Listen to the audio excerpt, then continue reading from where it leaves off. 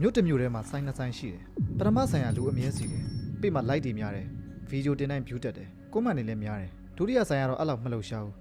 လူအုပ်ကြီးလည်းမရှိဘူးပြီးမှလည်းမက်မောစရာတင်းထားတာဘာမှမရှိဘူးဒါပေမဲ့လက်ကူနိုင်ငွေတွက်တဲ့အခါမှာပထမဆိုင်ကပင်ပန်းပြီးတော့ငွေကျန်တာနဲတယ်ဒုတိယဆိုင်ကတော့တိတ်တိတ်ကလေးနဲ့ငွေတိုးလာတယ်လူတွေအံ့ဩကုန်ကြတယ်ဘာလို့လူများတဲ့ဆိုင်ကပိုးမအောင်မြင်တာလဲအဖေကရိုးရိုးလေးပဲပထမဆိုင်ကလူတွေဝင်လာအောင်ပဲအာယုံစိုက်တယ်ဒုတိယဆိုင်ကကျတော့ဝင်လာတဲ့သူတွေမပြန်သွားအောင်အာယုံစိုက်တယ်တဆိုင်က attention ကိုလိုက်တယ်တဆိုင်က track ကိုတိဆောက်တယ်တဆိုင်ကဘလို့ viral ဖြစ်မလဲလို့နေတိုင်းစဉ်းစားတယ်တဆိုင်ကတော့ဒီ customer တယောက်နောက်တစ်ခါပြန်လာမလားလို့စဉ်းစားတယ်နောက်ဆုံးမှာကျယ်လုံးတဲ့အတန်းတဖြည်းဖြည်းပျောက်သွားတယ်